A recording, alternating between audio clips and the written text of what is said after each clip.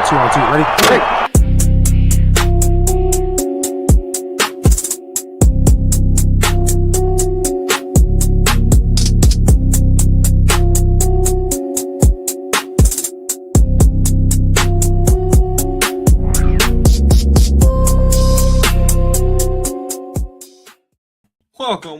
Welcome back. What's the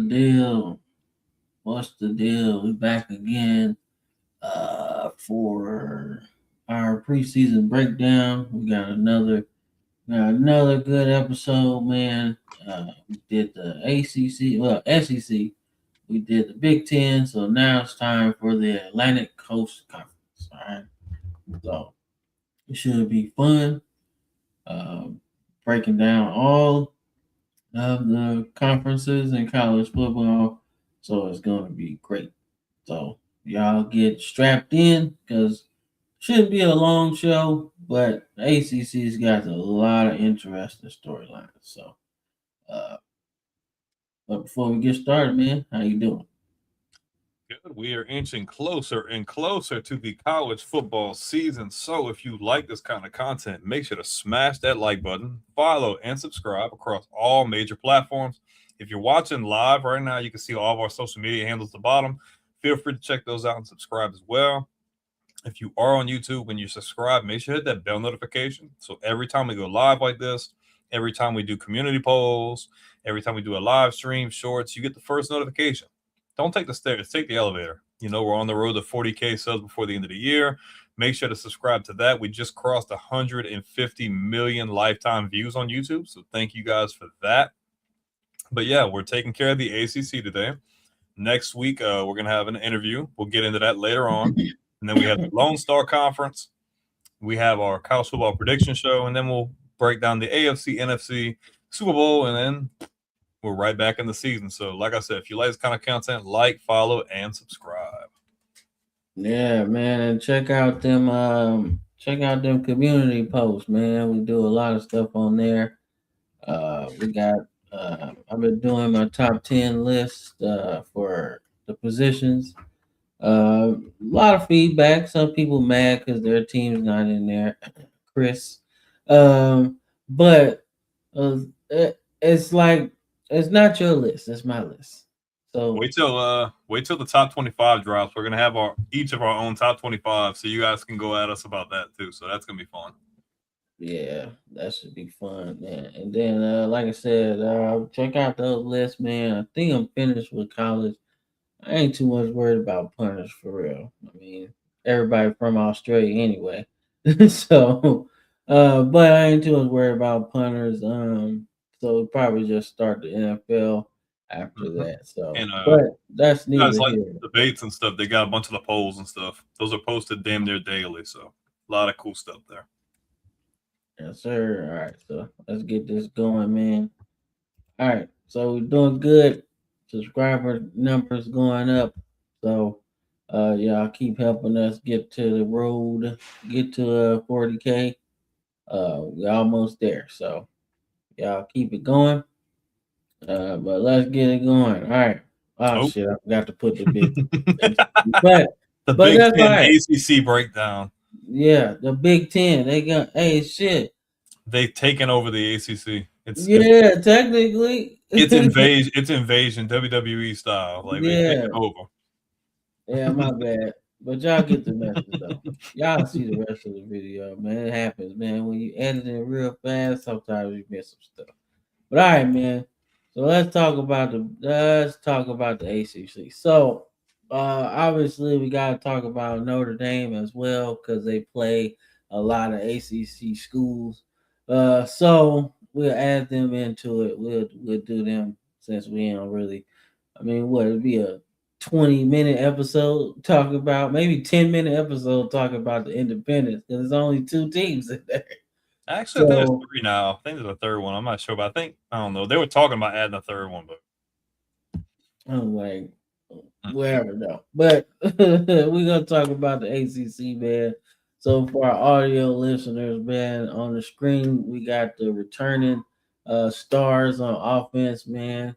Like I said, there's a lot to choose from, man. So I just wanted to pick some some guys that I know are gonna be important for their team this season. So we got C.J. Carr, quarterback of Notre Dame.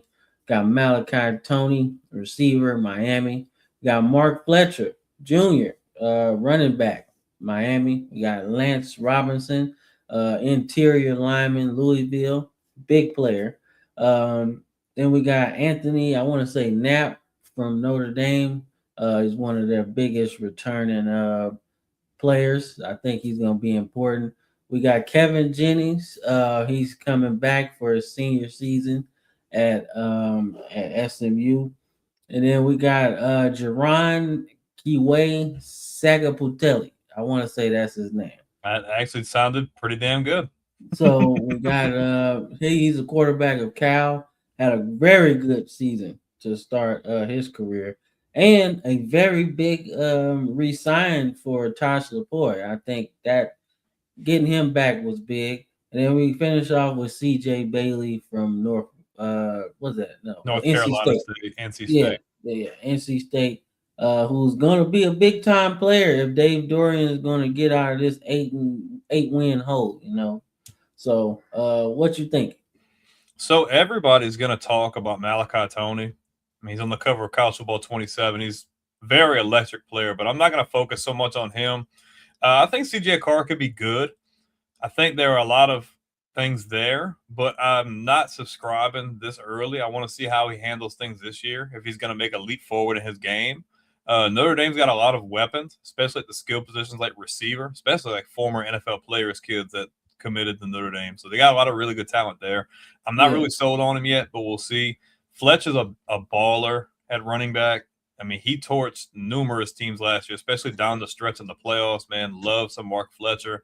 But the two biggest ones for me, like that I expect big things from, is one, Jennings. He's been here before. Love what they're doing there at SMU. Surprised their coach hasn't left yet. We had a lot of chatter about that in the offseason. He didn't leave, so expect next time the coaching carousel comes around, he may be on the train out of there. I don't know, but I love Kevin Jennings. I love his talent. I love what he can do. I expect SMU to make a jump this year. I think they could possibly be a dark horse in the ACC. But I really like C.J. Bailey as well. I don't feel like people are talking about him. His skill set is dangerous. He's got a great arm. He's athletic. He can make plays.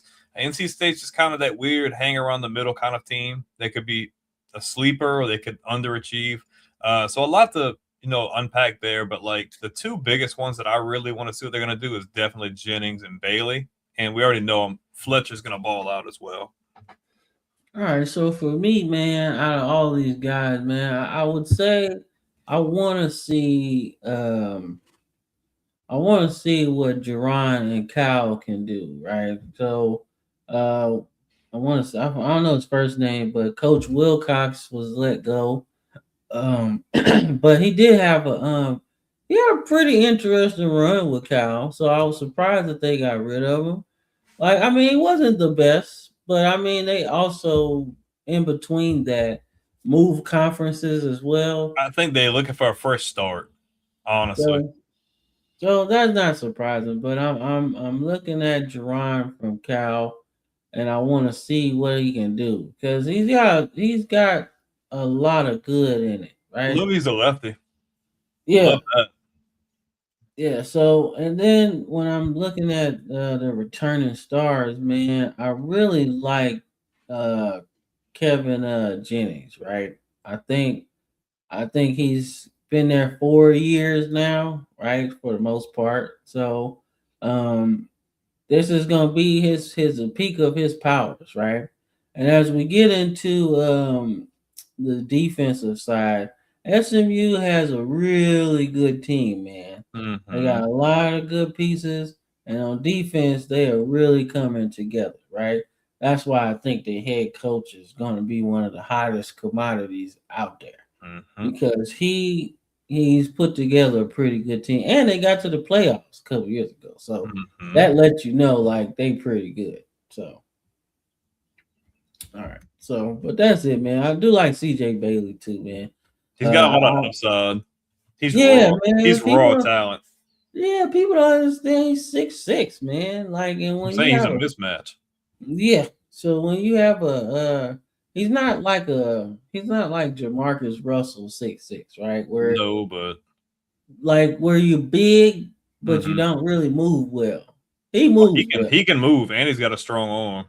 Yeah. So and the fact that Dave Dorian has like a really wide open offense, like that makes it fun, right? So Mhm. I do think Notre Dame's gonna be probably a playoff team because if They they're good made that. enough, yeah, I mean if they're good enough to like be in the top five, they're Well, gonna be a well, playoff you team. seen the rule change, that stupid thing where if they're ranked like at 12, they get an automatic bid. Yeah. So they had to make like an exception, which I thought was really dumb. But we're not going to talk about that. The old Josh Allen rule. Yeah. Yeah. I feel bad for you, and you're an old brand. So let's just give you a handout because you salty because y'all didn't get in. That's really what it is, man. I'm like, dude, y'all lost to I want to say lost to Miami, the head to head. And they wanted to have the advantage of getting in because Miami had dropped the game later, something like that. And I'm like, nah, they got the win advantage over y'all.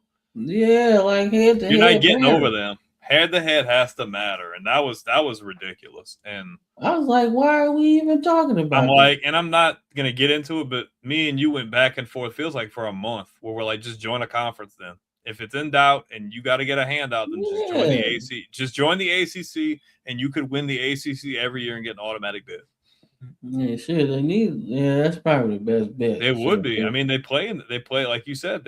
We got them in this video because they play a lot of ACC games. It'll be a freaking cakewalk for them. It's not like they're not talented.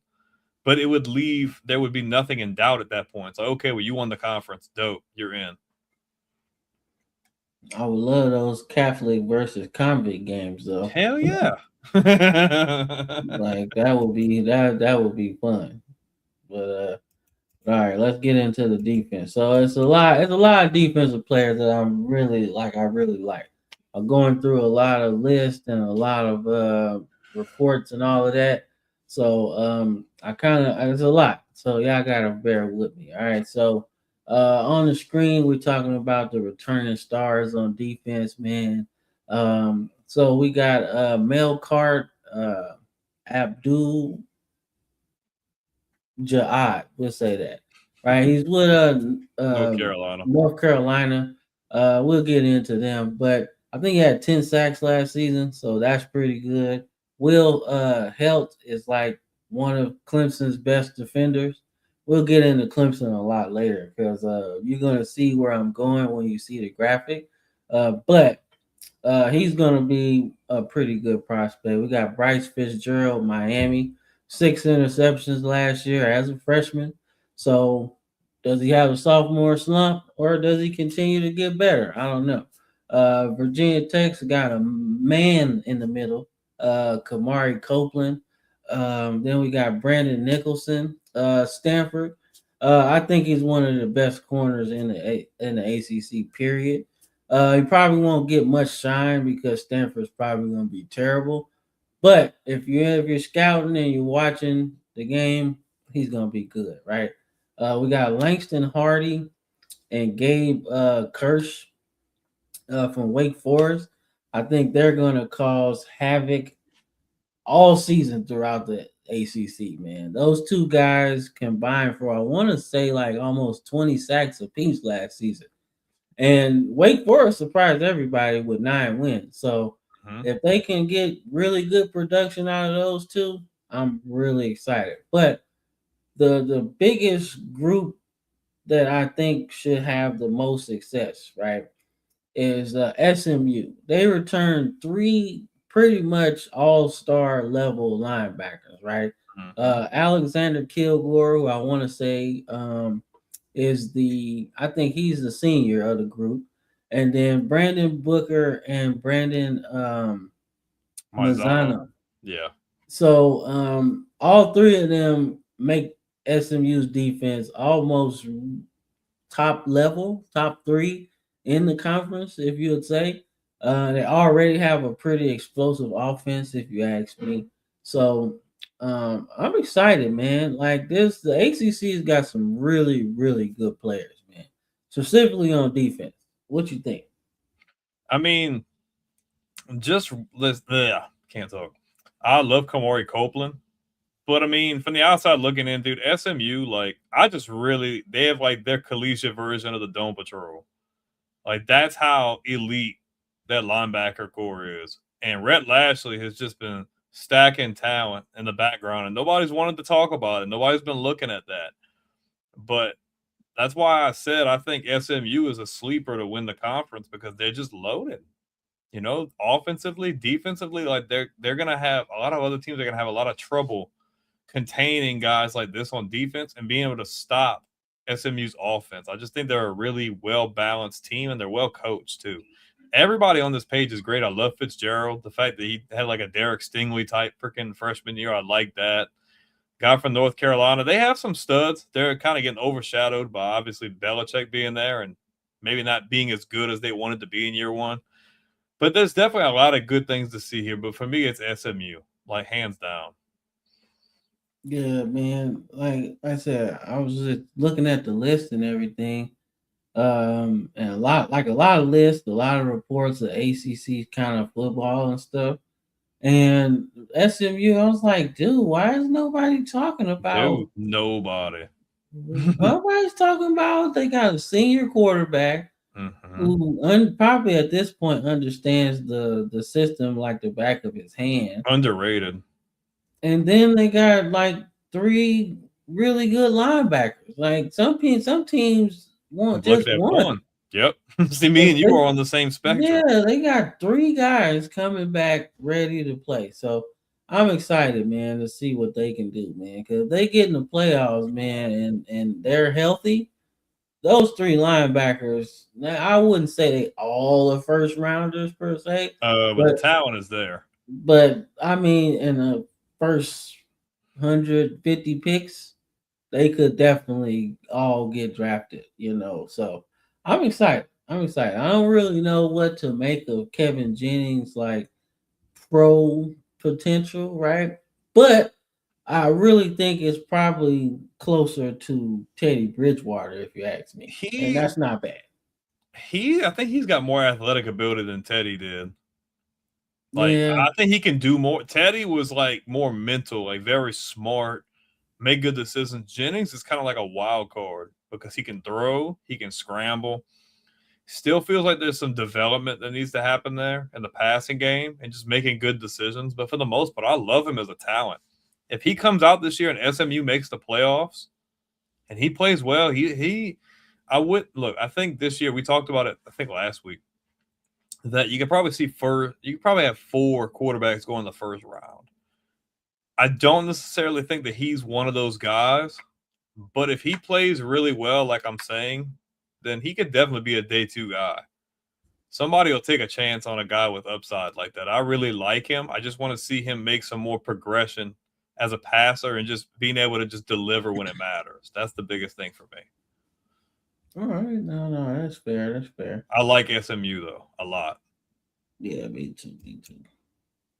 It's good to see, especially after all the death penalty and stuff back in the day. So Yeah, I agree. I agree. All right, so the newcomers to the Atlantic Coast Conference, man.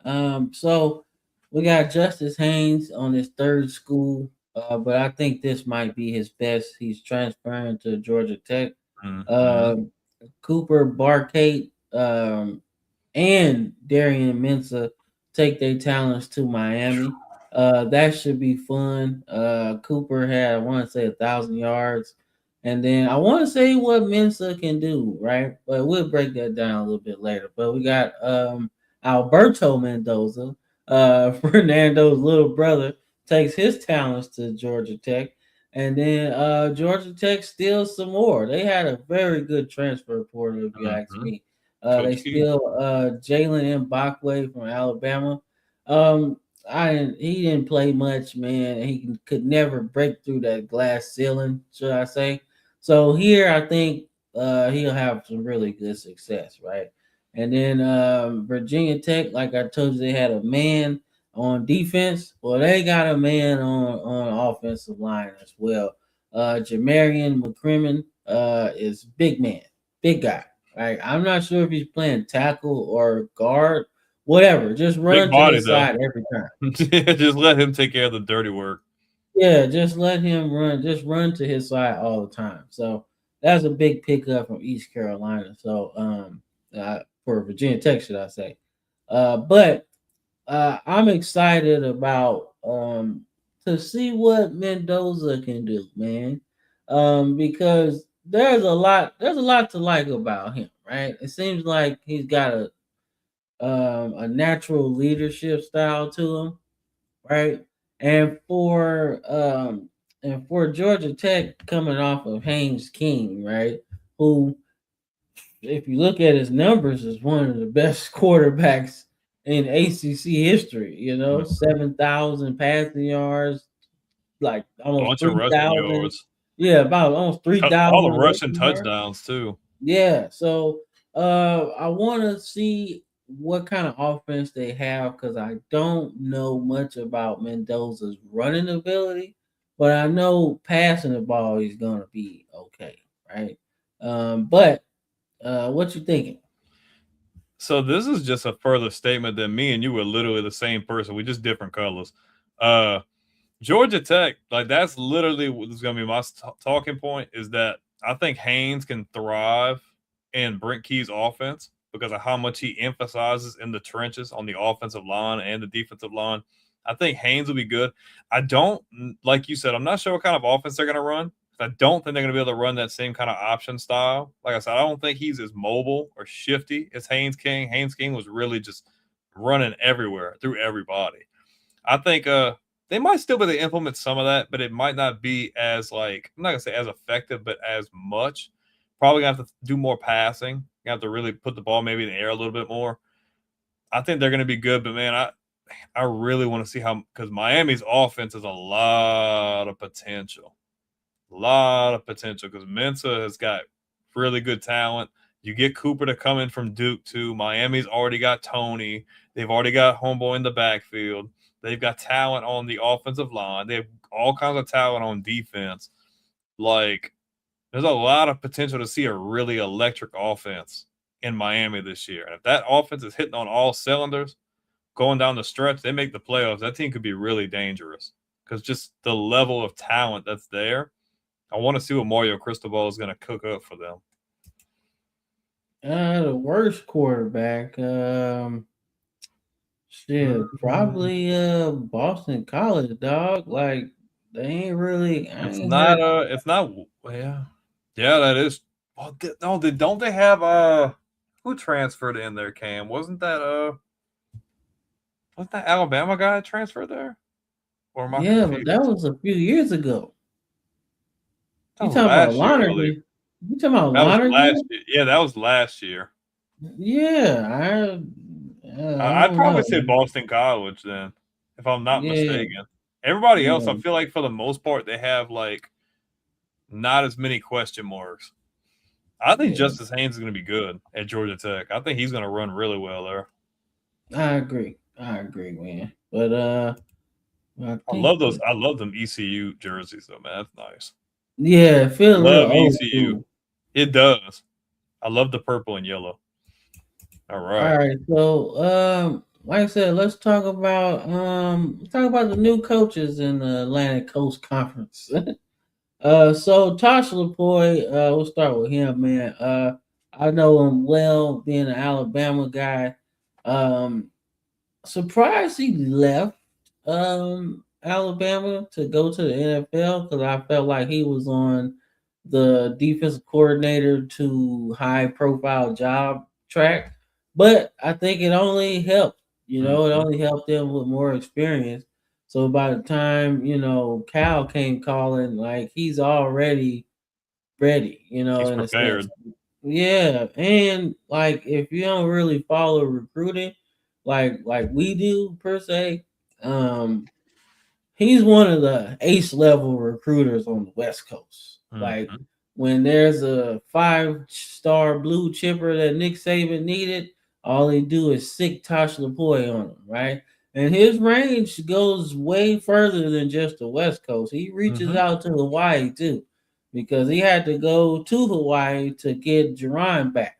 So that's how far his range is, right? So I expect Cal, although they are a tough school to get into academically, which is fine. That's what you're supposed to do, right? But he's gonna get him some smart ballers, that's for sure.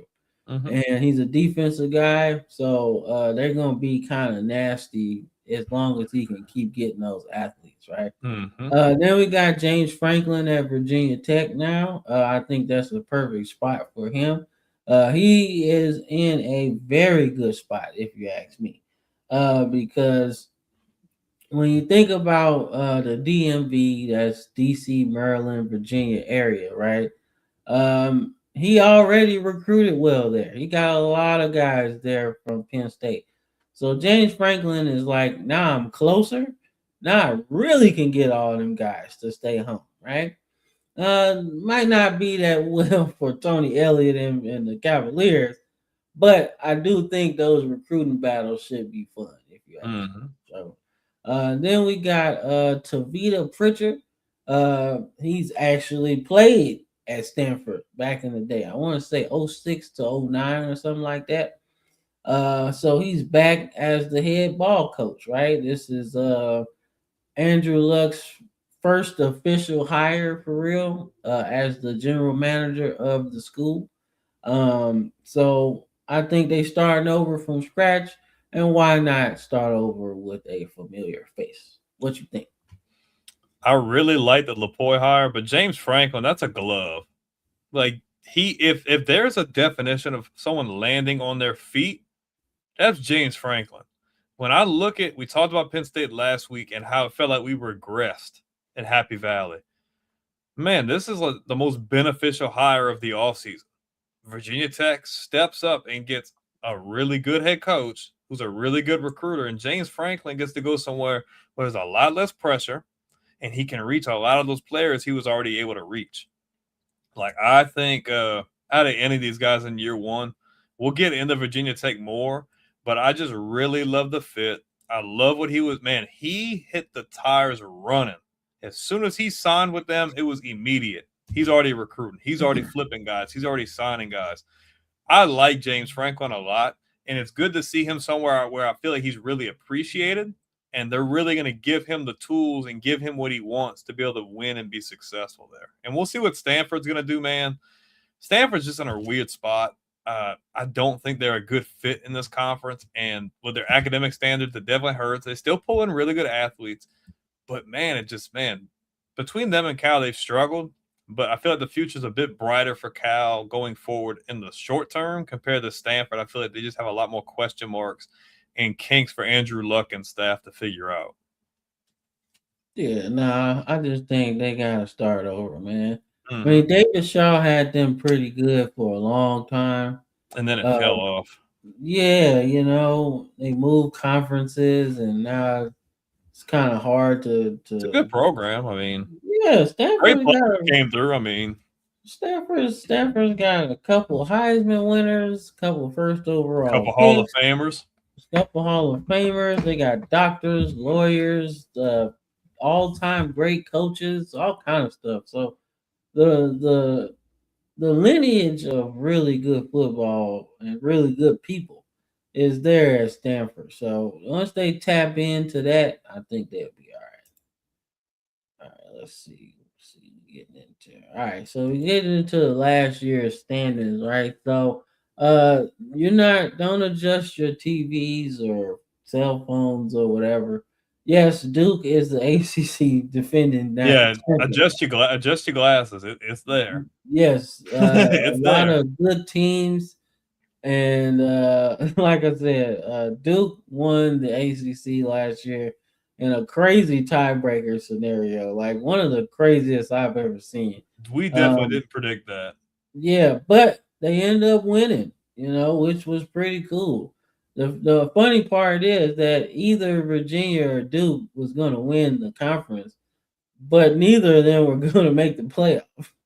Man, at one point, Virginia was on pace to win the conference and make the playoff if the dominoes would have fell correctly. They didn't have the best strength of schedule, but it would have been interesting. It felt like Georgia Tech had that for a while. In the beginning of the season, it seemed like SMU was going to be that team. It's like it jumped every couple of weeks. It's like, no, this team's the team. No, this team's the team. You know what I mean? It was up in the air, which made it cool. You know. I agree, man. But this year, man, I think it's a little different. We'll get into our prediction a little later. But that's the standings from last year, so y'all can use that as a reference as we move forward, man. All right, let's get into that. Team breakdowns. All right, man. So we start with the champion for the conference. So we start with Duke, man. All right. So Duke is the gateway job. All right. Mm-hmm. You know, God damn, I'm trying to record this shit. This shit ass.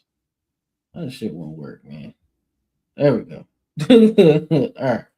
Now, but we start with Duke, man. Duke is the gateway job. I think they've had plenty of coaches. Spurrier is coach there. Mike Elko. Mike Elko coached there, got a new job, right? It's the gateway job. If you do good at Duke on their football side, you could get another job better, right? You struggle at Duke, yeah, you might not get another one, right? Because if you can't handle Duke, you can't handle anything else, right? But Manny Diaz has done real good. I think him coming from Miami was kind of we kind of felt the writing was on the wall, but we all knew that they wanted Cristobal, right? So it wasn't wasn't necessarily Manny. It was just what they wanted in a sense. So we'll see. I don't know, but Yeah. I like Nate Shepard though. I like him. He got over 1,000 yards as a freshman. So like I said, it's a gateway job for coaches. It's also a gateway job for players too. It seems. So if he has another good season, he probably will be one of the highest rated transfers out there. You know. So that should be real interesting. What do you think about Duke, man? I love Manny Diaz. I love what they did last year. I thought they overachieved. I don't think anybody had this on their bingo card. If you did, you're more than likely lying. Uh, Unless you're a Duke fan, like if you're a yeah. Duke fan, Well, y'all don't count. yeah, But you're gonna be like, we our wasn't team in wins that. every year. They should have put us in the playoff. But no. But No, man. my thing is it's gonna be really hard for them to do repeat. I mean, you lost Mensa, you lost one of your stud receivers. You know, you lost some good talent to the NFL draft. I think Duke with Manny Diaz, he's gonna be good regardless. I think he can do more with less. I think the conference got better as a whole, which we're gonna get into. I definitely I could see Duke being anywhere between 7 and 9 wins. I know they lost some key players, but I really like what he's cooking down there. I think that even if they don't have pieces, that they're going to find ways to win, and they're well disciplined and they know how to win those games. If he has another winning year, like 7, 8 wins, I think Manny Diaz might be on the way out. I think he might be getting an upgrade, and then we'll see someone else come to fill in this role, and then the cycle will continue. But I like Duke. They're not necessarily my favorite in the conference, but it would not surprise me if they can find themselves around the 8 win mark this coming year. I agree with that. I agree with that. They're gonna be tough anyway, man. But Mhm. Nate Shepard's good, man. He's good. They're gonna I have to like. lean on that run game a little bit since Mensa's gone. So I I would say so because I don't know who's playing quarterback, but Mensa's pretty good, man. All right, let's get into the next school. It should be. God damn, I don't want to go. All right, should be ooh, Virginia, man. the former team of Aaron Brooks. Yeah, man. So, I don't know what to say about Virginia, man, because we picked them to be ass last year, man. But they flipped it on the head, man. They won. They won in conference, man. They really beat up on a lot of teams. Now I don't think they played the toughest teams in the conference, Their strength of schedule wasn't the greatest. but Hey, 11 wins to 11 wins. yeah, they got 11 wins, Seven man. and one in So conference. So yeah, man. So Tony Elliott, man, he's kind of rubbing off the stink of Dabo Sweeney's assistants, man, because they were not very good. But he started off pretty good, man. Like I said, they ended up winning the Gator Bowl against Missouri, and then they ended up taking Missouri's quarterback away. So, and if you watched last season, man, Bo Perbula was pretty good before that leg injury. So, he's only going to help, and I think the competition dips down a little bit. So I expect him to be pretty good, though. What you Yeah, think? obviously they overachieved our expectations. I think we had them towards the bottom. I really like what they did. Like you said, they didn't have the strongest schedule, but they surprised us every week until they kind of collapsed at the end. But I mean, 11 wins is 11 wins. That's a great season. I think Bo Pribula was one of the better passers before he got hurt. I think he could be very valuable in a Virginia Cavalier offense. And I still think Virginia, see, you want to see, are you going to be able to keep up that same level of intensity and win those games, or are we going to see a regression? But I feel like getting Pribula is really going to help your offense thrive. I think Virginia comes in as one of the favorites to win the conference. I could see them in the 9 to 10 win range. No, that's fair. That's fair. I can see that. But I think more so, I think closer to 8 or 9 though, because like I said, the ACC got really good, Mhm. and I think it's gonna kind of look like the SEC of sorts, where every team can get plucked at any time. Mhm. So That's what it was. That's what it was like last year. It kept you yeah, on pins and needles the whole year. Felt like. yeah. So but let's get into the next school, man. And then we gotta talk Yeah, about, me. man, the championship runner up, man. So give your take on the Hurricanes. What you think? I think all Miami did was get better.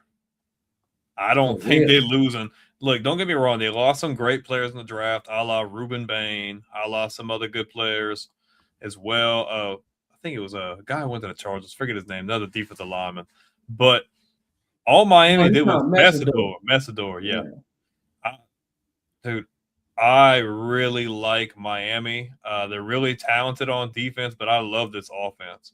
They're so well balanced. You've got good receivers, solid receivers, a good running game, and now you have a quarterback who could be one of the better passers in the country, not just in the conference. Uh, I think Miami is another favorite to win, probably my favorite to win the conference. I definitely see Miami probably in the 10 to 11 wins if everything clicks and they don't hit any speed bumps. Actually, I want to see their schedule. I only did this a couple times last week, but I am just curious. I don't know if you are, but let's see. Because I seen it earlier, but I didn't look at it. Let's see. All right, you ready? Yes, sir. All right, we start out the year at Stanford. I'll take that as a win. We got home against Florida A&M. That's a win. We got to go to Wake Forest. I think Wake Forest could be a surprise team, but I'll give them the benefit of the doubt. They have too much. So 3-0. We got home against Central Michigan. That's a dub. Although I think Central Michigan could be, they're one of those teams. We got to go to Clemson. Now, there's a lot of question marks with Clemson this year. Okay. We got home against Florida State. That's a big question mark there. We got home against Pittsburgh. Love what they got going on up there. We got to go see Bill Belichick in Chapel Hill Bill. We got at Notre Dame, so we get that rematch in November. That's going to be a really good game. We got home against Duke. We got home against Virginia Tech. And then we finish out the year home against Boston College. So most You of can beat their the shit out of them. oh yeah. And it's at home. So I mean, Yeah. they don't have a crazy schedule. They really don't. There's only maybe like 2 or 3 games that I'm like, okay. So yeah, I think I'd feel very comfortable having them around the 10 to 11 win range. I don't know about you. No, I'll go 10-11. I think they probably top four in the first playoff, though. I Mm-hmm. think they top four for real. Because like I said, I expect them. By the time we get to when's Notre Dame, win that game against Notre Dame. What day is it? November, like first week of November, like the So 7th. yeah, so by the time that game comes around, we should be getting ready for the first College football regulars. playoff. Yeah. So they should be maybe even one or two. They should be really good. Oh, because they're going to be almost undefeated at that point. Depending if they drop that one to Clemson. That's the only real test up to that point, I feel like. Yeah, true. But they're gonna be a good team, man. I think Mark Fletcher, Tony, and then Tony's gonna have a lot more one-on-one matchups with the guy they brought in from Duke. So Mm-hmm. he's gonna get off. Then you kind of spread them out, and then you seen what Fletcher could do when the box is not loaded. Oh, he's running through everybody. Yeah, He's a man. Like, downhill guy, so he's just yeah, running straight through the holes. yeah. So like he's not no flashy runner, man. He gets straight I to the love it. point. I love his style though. That's old Yeah, school. yeah. Like he the way Smashing. he was running, so I was like, yo, so y'all not gonna tackle Oh, that him? was on what he ran all over A&M. I think he Yeah. ran all over them. Like it felt like Everybody. Cristobal was like, all right, man, Cooper can't fucking pass. So all right, we just gonna run this motherfucker.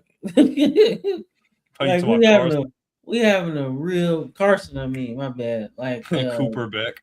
Cooper Beck, that's probably his creative player. His But burner account. Carson, like, he probably like, man, Carson having a bad day, man. Let me just feed this dude, man. And that was the best thing he could have did because they murdered them in the run game. That was terrible. Could not stop him. Shit, nobody could. Every game they played, he had like 100 yards. Yeah, but he ran for like 2 something in that game, I believe. Yeah, that was nasty though. But I like Miami though, for sure. Yeah, I do too. I think they the team to beat, man. All right, so not too much because we kind of talked about Georgia Tech a little bit and what they brought in. But I guess we could kind of talk about Brent Key and what he's kind of changed about Georgia Tech football. Obviously last year we wanted them to, be in the ACC title game, but they had some stumbles late and also lost to Georgia in the rivalry game. But it should be interesting to see. I thought they had good running backs, but Justice Haynes is a different kind of running back. Mm-hmm. So he's actually like a second round, third round type running back, if you ask me, man. Oh my god. Like that's terrible. That was a terrible take. I was like, dude, I'm not arguing with Chris about my list, Well, man, Chris because is the master of terrible takes, so like like every list, literally every list that I put out yeah, there, I agree. Chris is But like, no, it's you're talking terrible. about terrible takes. Terry show is terrible talks sports. Chris should be terrible talks Chris. No, terrible takes Chris. That's like every Everyone. list I seen is everyone. like, no, a Vandy player should be in there. I'm like, dog, y'all don't have the best players, bro. No. Like You got a just really good because, quarterback though, but yeah, but like, no, man. Every list. bro was like, yeah, but no. I'm like, yo, all right. I'm just waiting on this comment. No, It's no, coming. yeah, literally. But nah, man. But Brent Key, I think they're gonna be good. I could say I don't know if they get to 9 wins again, but I think they could finish top 4 in the conference though. I'd be comfortable saying that. Yeah, I know you got Miami in there. We're gonna touch on And the other teams, but yeah, but yeah, I can see Georgia Tech in there, man. I like I love Brent Key. Probably one of my favorite coaches in all of college football. Wish we still had Haynes King. But I think Georgia Tech's still really talented. You're going to have a really well-coached team in the trenches. Offensive line guy. They're going to be good up front. They're going to be able to run the ball. Kind of touched on it earlier. Don't really necessarily know what to expect from Mendoza. I want to see there. I think they'll be good on defense. They need to get better on defense because last year, that's kind of what cost them down the stretch. The defense started to kind of crumble a little bit.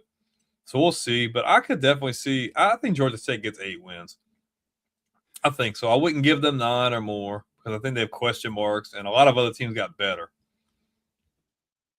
Yeah, no. But yeah, I like them now. I I love like. Georgia Tech. Yeah, I Pop do Tarts too. Bowl. That's like Cam's favorite bowl game, the Pop Tarts Bowl. Yes, sir. I love me some Pop Tart, man. All right, man. So we Ooh. talk about the top four teams in the ACC, man. Uh, SMU is gonna be on that list, right? They returned obviously Rhett Lashley, who's probably one of the top five offensive minds in college football. Mm-hmm. Most certainly one of the best offensive coaches. Kevin Jennings is the one of the best senior quarterbacks out there. So good there. But this linebacking core, man, as we talked about, Nasty. I think it's gonna be trouble. I don't remember you saying SMU on Miami's schedule, right? So I don't remember you saying that name. So Mm-mm. I can expect them to be in the ACC championship game, whether that's against Miami or not. But I think at the point when we play that game, both teams should be vying for a playoff spot. Mm-hmm. And what we know about the playoff committee is that they don't punish you for losing your conference title game. So both teams probably should make the playoff, man. But I like what SMU is doing. Like I said, that linebacking core has me excited about what they can do. And like I said, having a senior quarterback, man, that's not like what's the word? Not like a guy that just waited his turn and then finally gets to He's start. got a lot of experience. Yeah, he's been a starter for damn near 4 years. So, like, I'm excited, man. So I just want to go through SMU schedule. This is one of the only other ones I'm gonna do, but Cam, I think you're gonna like this. They open up the gate at Florida State, week 1. I think they can That's a take that. dub. That'll be That's good. that's a They got dub. they got home against UC Davis. That's a dub. Interesting one. They got to go to Louisville.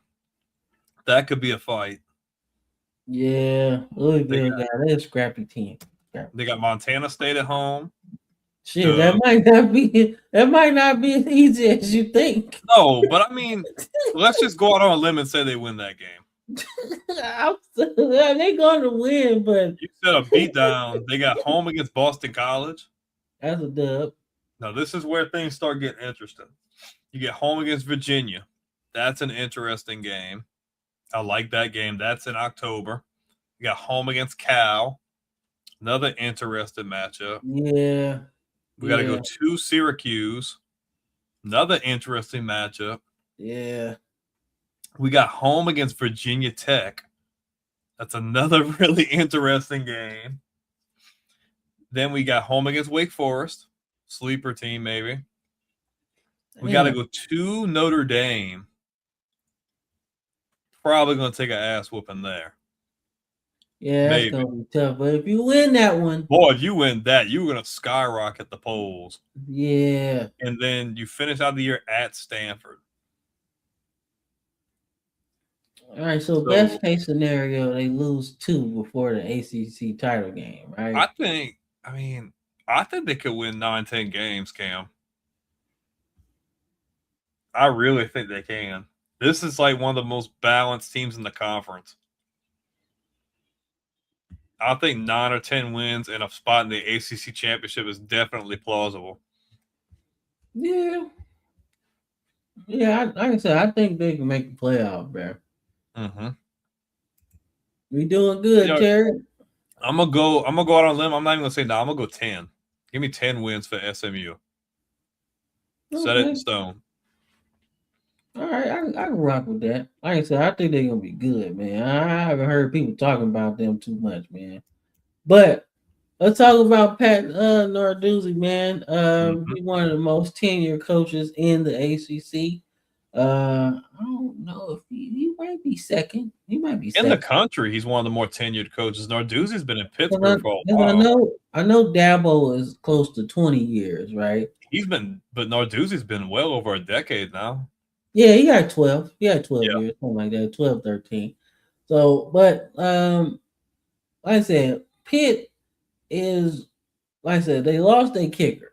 He Mm. went to Michigan, right? Lost Holstein too. Yeah. But they bring in this guy, Mason Henschel. So they run kind of a wide open offense, right? Mm-hmm. So it should be interesting. But one thing about Pitt under Narduzzi, they just a scrappy team. Mm-hmm. Just a scrappy team, man. Like they don't win all the time.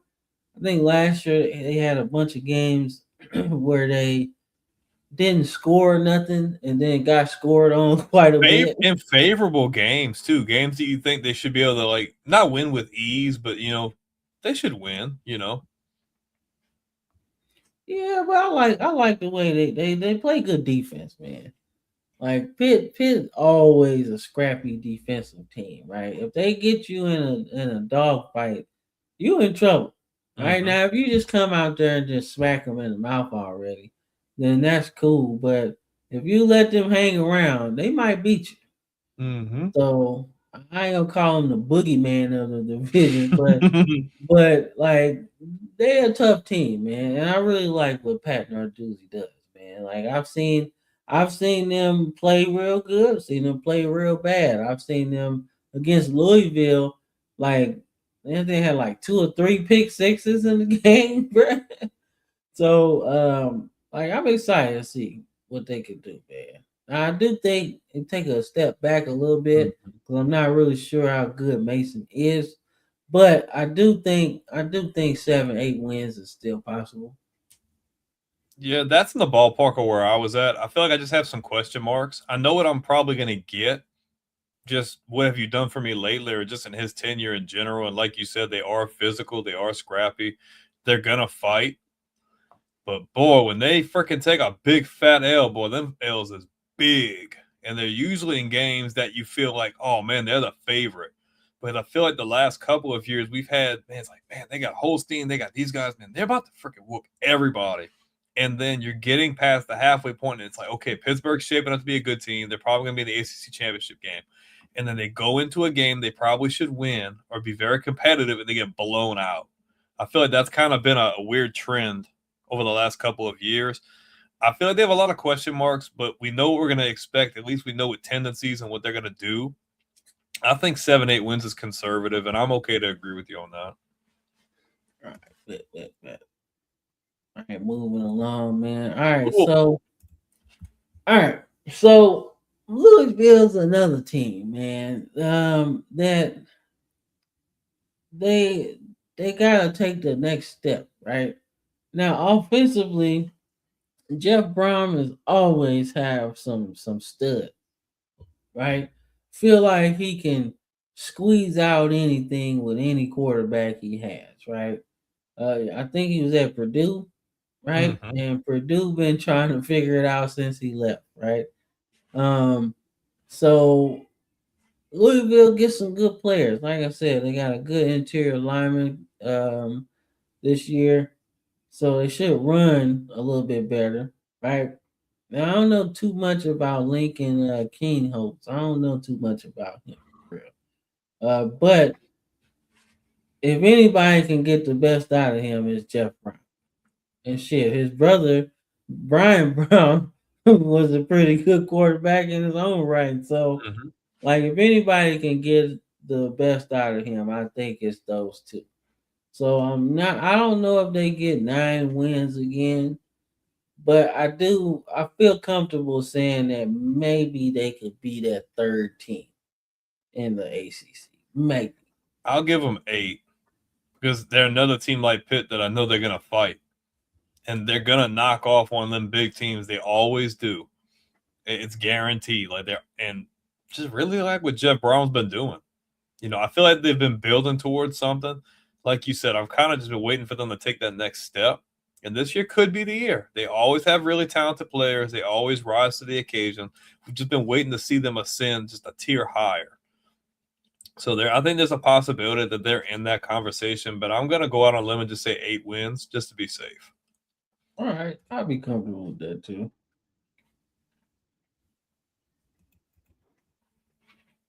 There you go. All right, man. So, like we mentioned before, man, Langston and Gabe are gonna be some terror twins for just about everybody in the ACC this year.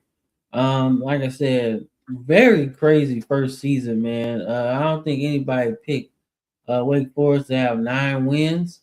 But shout out to Coach Dickert, man. He got them boys playing good, man. Um, like I don't know how good they gonna be, man. I just want to see. I just want to see these two defensive ends wreak some havoc, man. That's it. That's all I want to see. I want to see them get another really good passer, like when they had Sam Hartman. Those were some really good teams. Now it's like they got really good defensive guys. I want to see the offense rise to the occasion. I mean, I think this was another team that we talked about, like had a lot of unknowns last year. Didn't feel like they were going to have a whole lot of success, but the ACC was nuts last year. I think that was one of the Yeah, funnest things to watch. We're SEC yeah. It was guys, like what but we were, nine bro. wins from everybody But like almost. me, like we're SEC guys, and if you guys go back and just you want to call BS, me and him are always going back and forth. Like, man, the ACC is fun. Like, man, we don't know what's going on. We were invested in Georgia Tech. Obviously, we both picked them to win the conference. But dude, going on the stretch is like, man, it's like the lottery. Like, it's just who's gonna have the lucky ball that comes out at the end because somebody's gonna win. But you just on a weekly basis, you just didn't know what to expect. I think Wake Forest could be good. Not man. I don't know if I could go to 9 wins. I just think the conference got really good. I think that maybe you can't put everybody in the same win total. I think anywhere between 6 and 8 wins. All right. I Yeah, think yeah. that's I think 9 is hard to duplicate, mhm. but who knows, man? So we about to get into it. Yeah, we'll get into it, man. But I don't know if they win at all, man. It's tough. All right, so this is my dark horse, man, because like I said, Dave Dorian, they run the air raid, man. So Mm-hmm. they just sling it around. And you know how I feel about it. I say if you run the air raid, you can beat teams pretty often. Right? You can beat a lot of teams you're not supposed to by just throwing the ball 50, 60 times a game, right? True. So I don't know how to really gauge NC State, but they won the Gator Bowl or Gasparilla Bowl, should I say, against Memphis. Um, so that's my dark horse, though, right? Because they could easily go for 10 wins because they got a good quarterback. Let's see what they got But this year. I don't know, man. I like CJ Bailey though, but I'd be comfortable in the like the 6 to 9 range for real. Okay, so this is one of the last teams, but this is a dark horse for me as well. So I just want to see what their schedule is. I think the last one I'll do is Virginia Tech. We got starting out the year with a real test. You got to go to Virginia week 1. I think that could be a real fight. Honestly, I want to see how they fight with Pribula versus Bailey. That could be a shootout. We got Richmond at home. We got to go to Vandy week 3. That's an. I think they could. I think they could have a chance to beat Vandy. To be honest with you, we got home against App State. We got home against Louisville. 3 straight home games. Home against Wake Forest. Then you got to go to Stanford. You get Cal at home.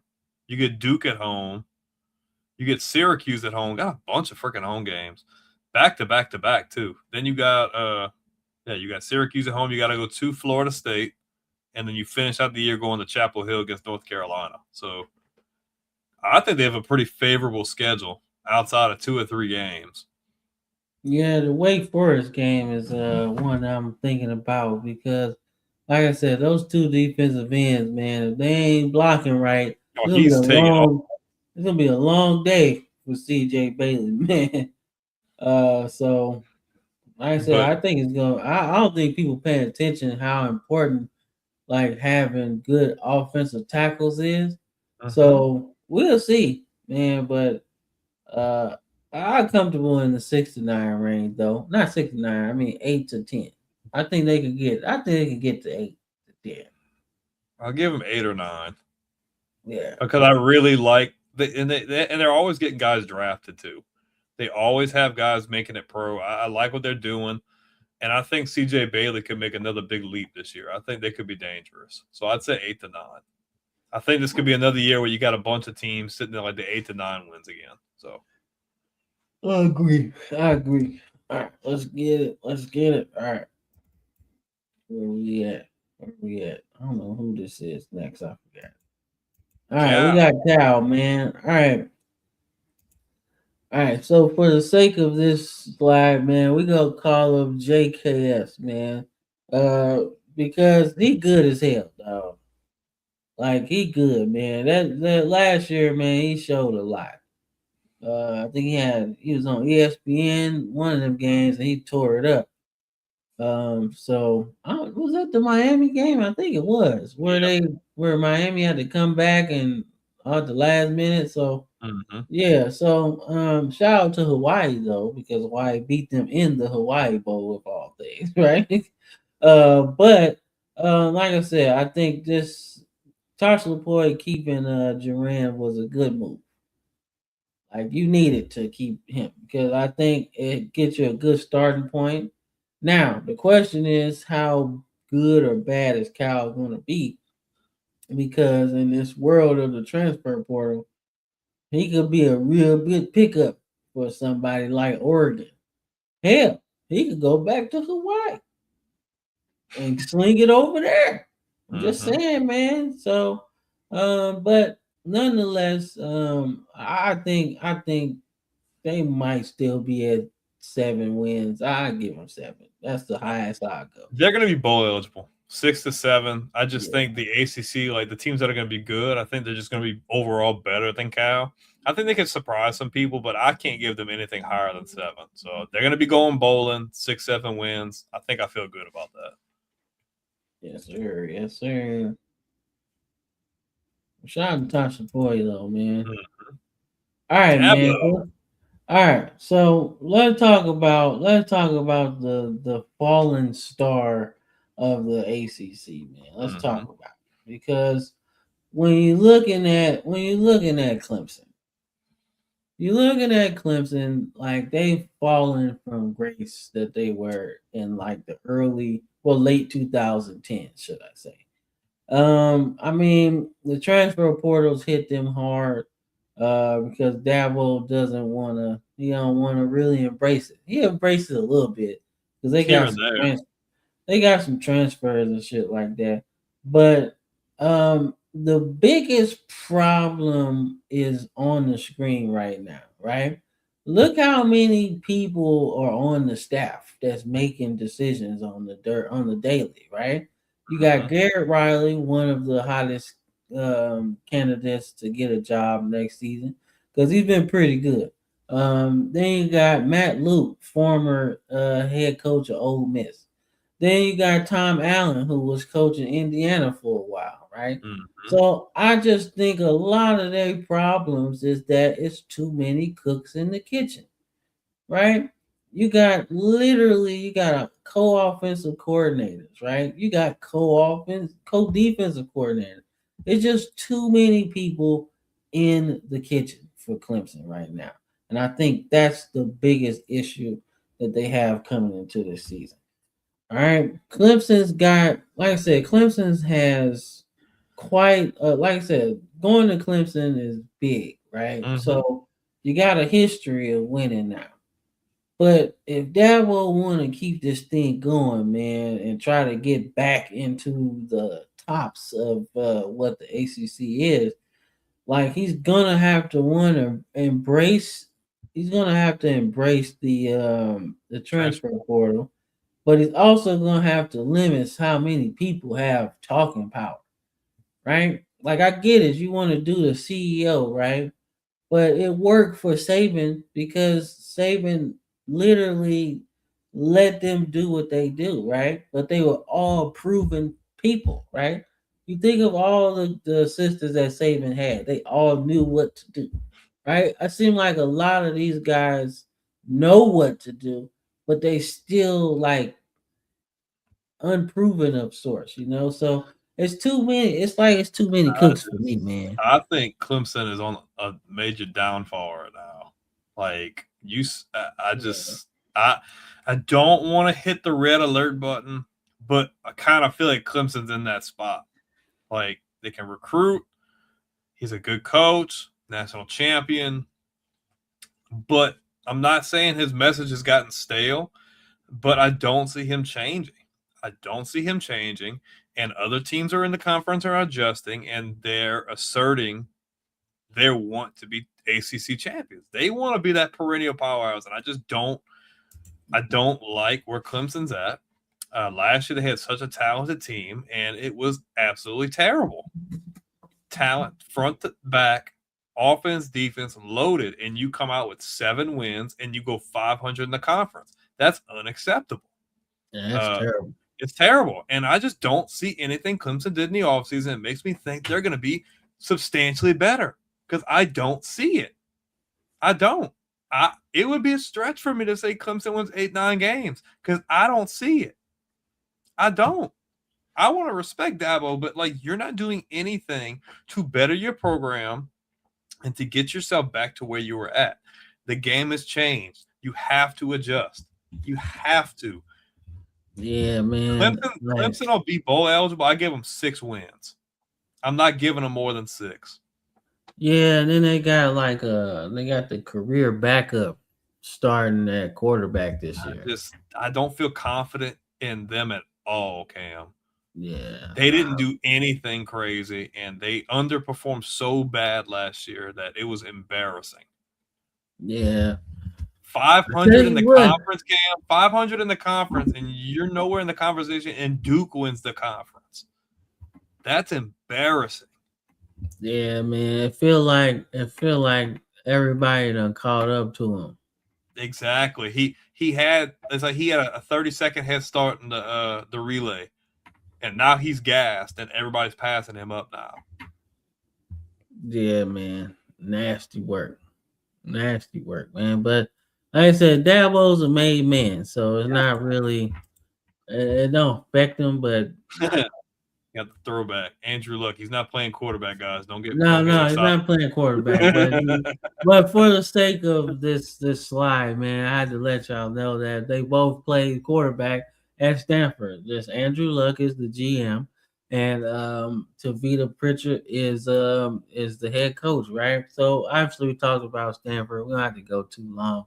Stanford's got a lot of problems, man, but as we mentioned earlier, they got one of the best corners in the league, man. So it should be interesting to see what they do. But I mean, he can only do so much with just a shutdown corner, man. He needs some help. But they in a rebuilding phase, and like I said, Andrew Luck's got a vision for how he thinks Stanford should be. Hell, he was one of the best players in Stanford history. So, like I said, he knows what he's doing. And it's just good to see Andrew Luck doing what he wants to do, man, as far as football is concerned, because we know how his NFL career ended. Did you hear the story? Like because when it happened when he retired, we didn't get a whole lot of background. Did you hear Eric Ebron kind of explain what happened there? Yeah, it's like they forced him out. They said, "Look, either you're gonna play or you're gone." And he's like, "Dude, like I am not healthy." He's like, "You have to let me get healthy. I'm more than willing to play." And I'm just like, "Dude, you waited so long to protect this man, and he tried playing through injury all those times, and you finally get him help, and he's just trying to recoup so he can get you where you need to be." And you're like, "Nah, we're gonna pull the plug." Like, what? Like, are you nuts? But I mean, Stanford's in a weird spot. I love the fact that he's in charge. I don't feel like they fit in this conference at all. I feel like Stanford would have been great had they still been in the Pac-12 this year. Being that they retooled the conference, I think Stanford could have did really good in the Pac-12 now. I feel like they could have had more stride. I don't feel like they fit, but we'll see. It's good for Andrew Luck, like you said, to be back in the picture. It felt like he was in hibernation for a long time. It felt like I think he was really hurt, like inside about the way like things ended and, stayed away from the football world. But now him being back at his alma mater, trying to rebuild them from the ground up, is good to see. And I'm going to trust the process that he knows what he's doing and that they can get it figured out. I don't see them really winning much more than this year. I don't think they really have a whole lot. But you never know. Maybe they could be bowl eligible. You never know. You could be bowl eligible at 5-7 sometimes. You never know. Maybe they'll squeak 6. I'd like to think maybe Stanford could get a bowl game. If they can get to a bowl game, that'd be great. Yeah, I think Stanford 6-6 would be the highest I'd be comfortable going.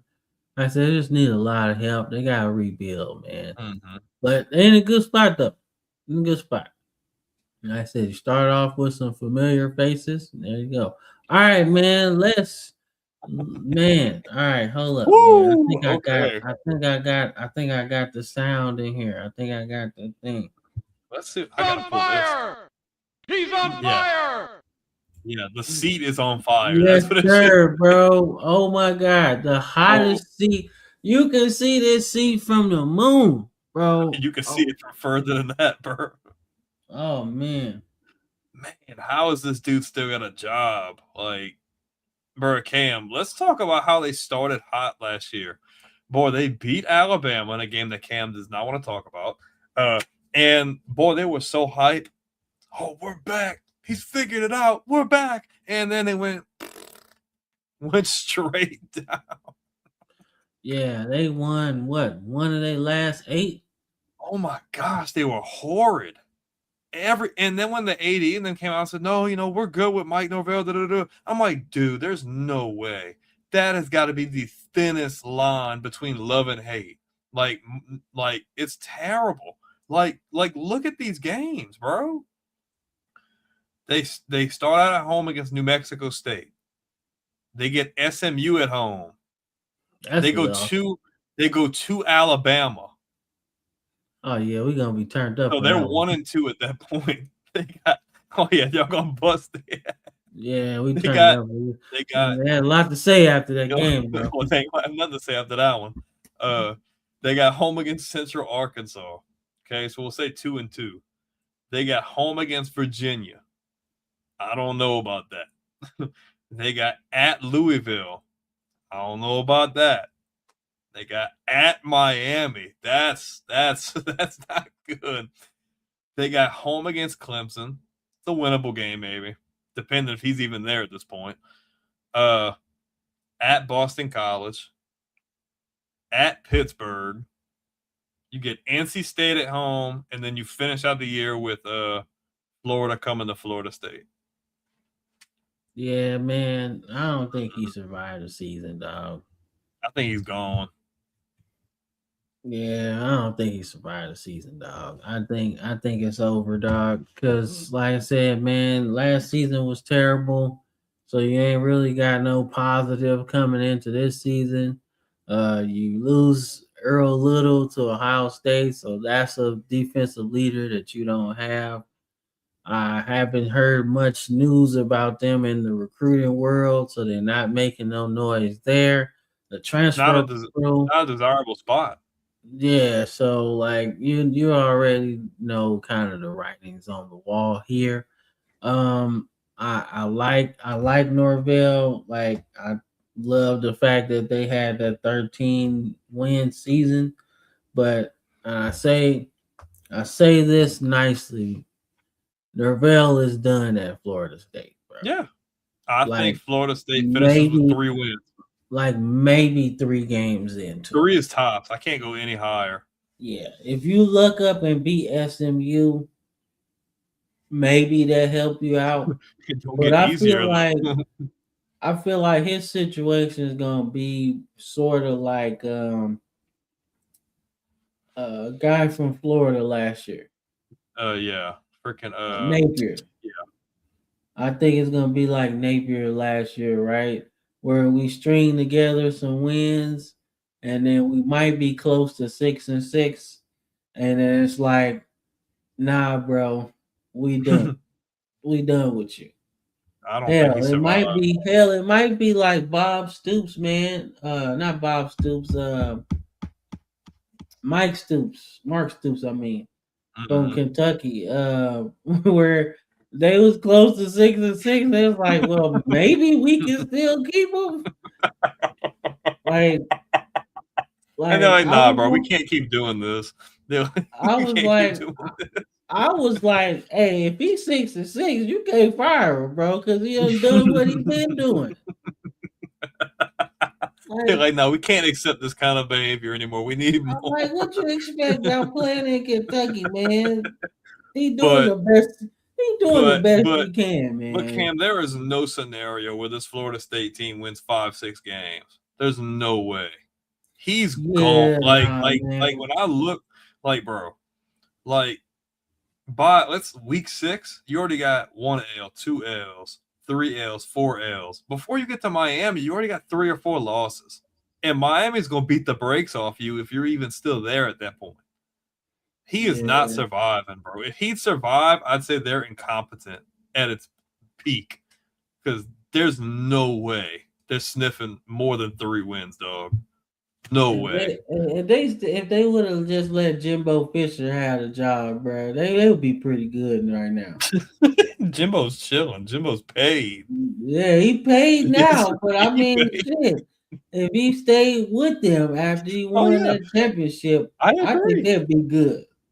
Now I will say, I would like to see Manny Diaz get this job. Or Rhett Lashley.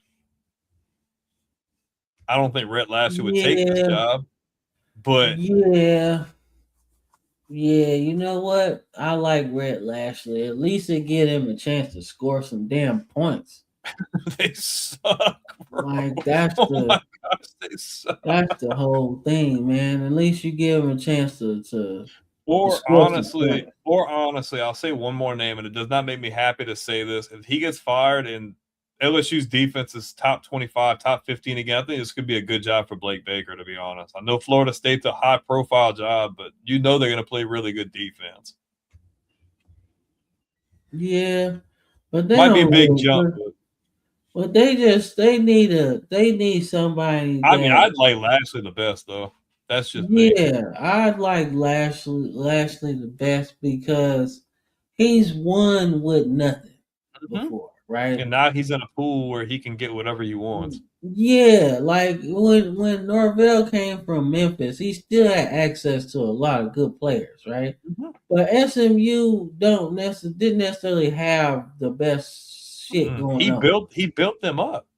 right? So if he takes over Florida State, right, they're not gonna have many players, right?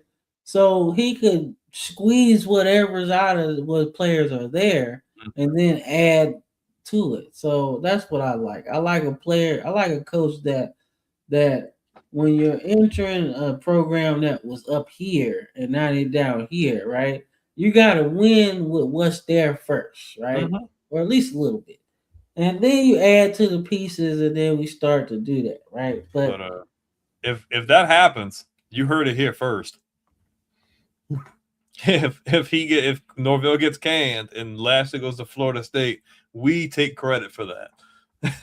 yeah, because that's the spot, man. That's the spot, man. It's a good program. It's got great history. You just need someone who can really come in there and make some noise. Yeah, because I mean, shit. Think about the coaches they done had so far, right? You Dude, go from since Bobby Bowden, since Jimbo Fisher, how long ago was that, Cam? 20. 13. No, he was out there after 13, huh? Or he left after that? No, he was still there after Jameis, huh? Yeah, he was still there. So let's say 2015, 2016, maybe. Yeah, So 10 years? yeah. How many So coaches, Cam? Like a handful of guys already? I mean, shit. We gotta start with with fucking Bowden, right? You got Jimbo, who was the coach in waiting. Mm-hmm. Then you had Willie Taggart. Mm-hmm. Um, then Mike Norvell, I think. I thought they had another guy in between. Maybe not. Shit, it don't matter. He ain't there no more. Man, shit, the way this is going, shit, neither is Mike But Norvell, man. I think So he's not a terrible coach, bro. But that's over with. speaking of terrible Apple coaches, Hill Bill. speaking of terrible coaches, at least at this level, what the fuck, man? Oh my god, this is terrible, dog. Hey, Like I hey, would have, I I would have just stayed with Mac Brown, bro. man, look, bro. I think North Carolina actually might be better, bro. They've actually done pretty good in recruiting, like better. I think Chapel Hill Bill can get bowl eligible this year. I mean, that's cool, man. But goddamn, my man Mac got Brown was eight. getting too My old, bro. man got 8 Super Bowls. Why are you even here? He's bored, bro. The girlfriend can't keep him young enough. He's got a coach Why are you still. even here? You got 8 Super Bowls. You should not be here. And this is like this is the funny shit. Now it's kind of off topic, but like I've been having these discussions on Facebook about the Mahomes and Chiefs thing, and I'm like, well, like you can't bank on winning all these Super Bowls because Andy Reid's going to have to retire at some point. Dude's old. You're like, oh, Bill Belichick still coaching at North Carolina. I'm like, bro, that's an anomaly. Okay, like this is not normal football Like, you behavior. don't want to be here. What's wrong with you? You don't want to do this. Like, I'm just, Oh this is man, nasty, Chapel man. Hill Bill. Like, this is ridiculous. I hate seeing him in these colors, bro. I really do. I hate seeing him in college. I don't like it. I just, it's nasty, man. It don't work. This is Shaq to the Celtics, bro. This is what is this, man? Oh, is This this like? is Would you say this is Allen like Bill? Iverson. Hey, this is like Allen Bill. Iverson on the Pistons, bro. This This is is like Bill bad. Parcells to the Jets. Even that wasn't that bad. No, but like I'm just saying. But like, think about it. Oh, AI to the Pistons was bad though. Yeah, that's this level of bad, bro. I don't like it, dog. And it's not like I said, and it's not like I don't think Bill Belichick can do it, man. You've been out of college football for like 50 30. years. You know how much has Oh, changed man. in 50 years of college football, bro? Still got. I mean, He was at like Army or something in 1970, bro. I'm You dying. should not be here. I'm rolling. Oh my god, Bro, you got 8 Super Bowls. You should not be at North Carolina, bro. I I'm really want to sorry. know. I really want to. I would Like, love to just talk to him and be like, Bill, like, I don't need to know everything, but like, what is going through your head? Like, what is that? Like, what do you have to prove? Like, is it bro, to yourself? Is it to like the people? Like, are you trying to stick it to the NFL? Like, I just want to talk to you, Bill. Like, what's going on? Like, are you bored? Like, does she not like keep you entertained enough? Like, or I think he's just been around it so long, he just does not want to let go. To be honest with you, I think he wants to be able to prove to himself that he can do it. Because I mean, things did not end well in Foxborough for Coach Bill Belichick. So I mean, he gets to go to a place where he's has some familiarity. He's a fan. He grew up around North Carolina. He thinks, man, if I can win there and ride off into the sunset, but man, Bill, this is what I'm gonna tell you. You ain't never gonna watch this video, but if you're watching this video, if by some chance in the next couple of years you find a way to win the ACC, I would retire after that. Like, because like Cam said, there's nothing else to do, bro. Like, you're that's what good. I'm saying, You man. got Like, Bill dude, Russell type of rings on, like. yeah, dude, like you don't need to be here. This is beneath you. You are a Hall of Fame Like coach. questionably the greatest coach of all time. Like in any sport. Yeah. Like it's not just the greatest football coach, like the greatest coach in any sport. And you at North Carolina, bro. But you know what? I've been saying it since I've been here, right? That North Carolina and Duke are transitional jobs, right? Oh, you think So Bill Belichick gonna try to move up? if you can win here, you truly are the greatest. Because what the fuck, man? It's like, goddamn, bro. He like 70. He got like Hey, grandkids. What I are got you doing here? I got a really good laugh out of this. I needed that. That was I just Oh said, my what is there god. to do? What are you doing here?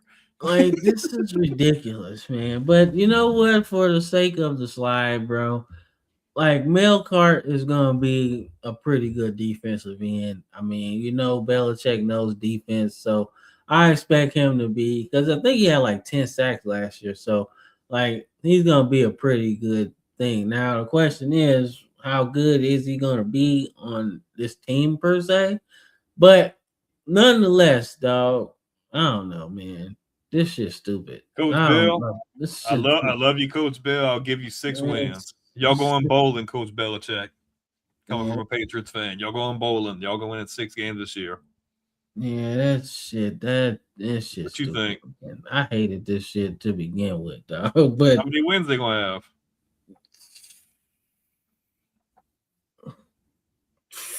5, 5, 5 or 6. Okay. We'll 5 or 6, man. That's it, just because man. it's Chapel Hill Bill. Yeah, just 5 or 6. Anything less, man. This is ridiculous, bro. This is what they thought Supergirl was gonna be. That shit is ass. This is terrible, man. But what's not terrible is Virginia Tech football, man. All right. So what's the crazy part? Like I said, what's the crazy part about Virginia Tech, right? Is that they've been kind of looking for their next coach after Beamer left. I want to say Beamer so bad. After Coach Beamer left, man, he left such a great great run with them, right? He took them to good heights, national championship game in 99 or 2000 or whatever. But after that, it hasn't been that fun, right? Virginia Tech's been up and down, and more downs than ups, should I say, right? But James Franklin is a school builder. He built Vandy into some shit. Then he built Penn State into some shit, right? So now he about to build this school into some shit, all right? You know, like he took them schools from shitty situations, bro. Like Vanderbilt was nothing until he got there, right? Penn State had their best run since Paterno. Yeah, I mean, Bill O'Brien had him at least out of mediocrity, but James Franklin brought them back to relevancy, I feel like. I could agree with that. All right. But the crazy part is he hired the coach before him. Dude, that's out of pocket, bro. Brent Pry gets fired, and like a month later, Coach Franklin's like, yo, come run my defense. Like, that's cool. I thought that was really cool because Brent Pry is not a bad defensive mind. He just Hell no, he just wanted couldn't the get best. it. Just couldn't get it done as the head coach. So He's like, you get man, look, you get some what valuable insight. You gonna take away my head coaching duties? Hell, shit, sign me up. I hate that shit anyway. I hate doing that shit anyway, man. I want to coach defense, bro. We got the best defense in the conference. Fucking with me. I wish I could have just coached defense, man. I tried. He's like, I didn't know what I was getting myself into. Like, night, Terry. He's like, shit, I'm good. I'm cool, man. I'm good, bro. They paying me and I get to stay. I love it. I thought that was another very underrated hire. Very outlandish, but great hire. Yeah, a rehire. Man. Because what was really bad about his last couple of days in Penn State was that he hired a defensive coordinator that was ass. Like universally ass. Mm-hmm. Like everybody who's anybody said that this hire was like made no sense. You know what I'm saying? So yeah. So I think he wanted to get his guy, right? So I think he's like, man, he knows the roster. He's probably a good recruiter. So you might as well go ahead and let's get it done, you know. Mm-hmm. So let's focus on defense. Let's get it going, man. But like I said, I think their whole defensive scheme centers around Kamari Copeland, right? I think he's a beast. So like they gonna carry him, but they gonna get way more than 3 wins. I think. Well, I want to hear what you say. I think 7 or 8. I think 6 to 7. Yeah. I think just off the energy alone, like people are gonna be like, oh, well, they don't have nothing. I'm like, bro. And I told you this last week when Penn State came up. James Franklin hijacked Penn State. James Franklin's like, oh, yo, you gonna fire me? That's cool. All those guys on your roster right now, I'm taking them guys. And all those guys I had recruited to come to your school, I'm taking those guys too. they coming with me. So he got a lot of really good talent, both in recruiting and starters and players on Penn State to come with him to Virginia Tech. I think it is more than plausible to see the Hokies at 6 to 7 wins. I know some people would think that's probably crazy. I love what Virginia Tech's doing from top to bottom, from coaches to players. I love it. Are they ACC champion? No. But I love what they're doing. I love the players he brought in. They going bowling, 6, 7 wins. I would agree. You get an agreement out of me. I like that whole thing. All right, man. Yeah, this shit over, bro. I don't even want to talk Bill about O'Brien, like, you're cool people, bro. Man, no, he's not, bro. No, I'm a he's Patriots fan. He helped us win Super Bowls, bro. That's fine, but he ruined Alabama at the same time, bro. He ruined Deshaun Watson. I thought you said that you were okay with him now. No, I'm not. Okay, Because he keep getting mobile quarterbacks and don't like them. What's the point? Okay, let's see what they got going on. Okay, they go to Cincinnati. I don't know. Cincinnati's probably gonna be trash this year too. They lost Sorsby and some other people. Okay, you gotta go play home against Rutgers. That's an L. You got Maine at home. You can beat Maine. Man, fuck no. They can't beat Maine. Fuck no. They can't beat Maine. They got Virginia Tech at home. They got to go to SMU, home against Pittsburgh, at Georgia Tech, at Duke. And this one might be a win. Home against Florida State. At Notre Dame. They're going to get annihilated. They got home at Notre Dame, home against Syracuse, and then they finished at Miami. Lord have mercy. They might be worse. They might be worse, bro. God damn. But that's my point, man. He keep getting mobile quarterbacks, but he don't know what to do with them, right? Like you think, all right, he won them Super Bowls with y'all. Cool, right? But then he goes to fucking Houston. Oh, man, remember that collapse game? Remember when they played the Chiefs in the playoffs and they had the game and they completely choked it? Oh my gosh, they gave up like 28 points or 21 within like 8 minutes or some crazy. I forget what it was. But yeah, man. And then like I thought Thomas Castellanos was a pretty good quarterback for them because they ran the ball pretty good. And you got a running quarterback, right? Obviously, he has to learn to throw better, but that's your job. You a quarterback whisperer. You supposed to help this guy. And then you go to Alabama, right? And you just want like, oh, well, I think Jalen Milroe should play a different position. I'm like, do you see what kind of talent that this guy has? All you have to do, if you're the coach, is help him learn how to play the position better. That's kind of what a coach is supposed to do. Cam wants all the smoke with Bill Belichick and his disciples today. Man, they all trash, bro. They're terrible. Everybody. Like, all right, the best one was Romeo Crennel. That's it. McDaniels is a bad head coach, but he's one of the best offensive coordinators we've seen. Started on McDaniels. Offensive coordinator, not head coach. Head coach, no, he was ass. That boy terrible. He was cheating with the Raiders. They were freaking watching practice. Man, that boy cheating. That's why he's so good. He learned from the best. I was watching Raw Room, and I forget who it was, but they were playing on the Raiders, and like they go into the meetings. And you know how for games, like they go over, okay, well, if McDaniel's like, okay, on defense, if you're here and here, you're always gonna get a stop, yada yada. And the guy's like, man, we start playing, bro, we start winning. I'm like, god damn, we're freaking good. And then freaking they kind of caught cheating. He's like, man, then we start losing. We freaking trash. And then he got fired. We suck. Like, and I'm telling you, no, man. Great offensive coordinator, not a good head coach. Yeah, that boy ass, man. He's good at developing Man, that quarterbacks. boy is So. terrible, man. Like he was the Broncos and then the Raiders, and then he had another head coaching job It's too. just those two.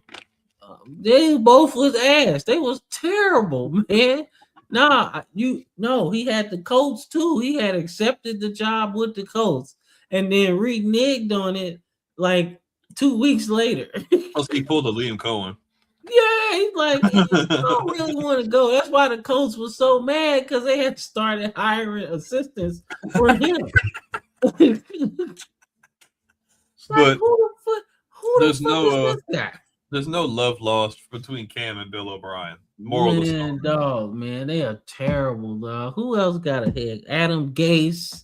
Brian Terrible. Flores is a good one. He is All not right. bad, bro.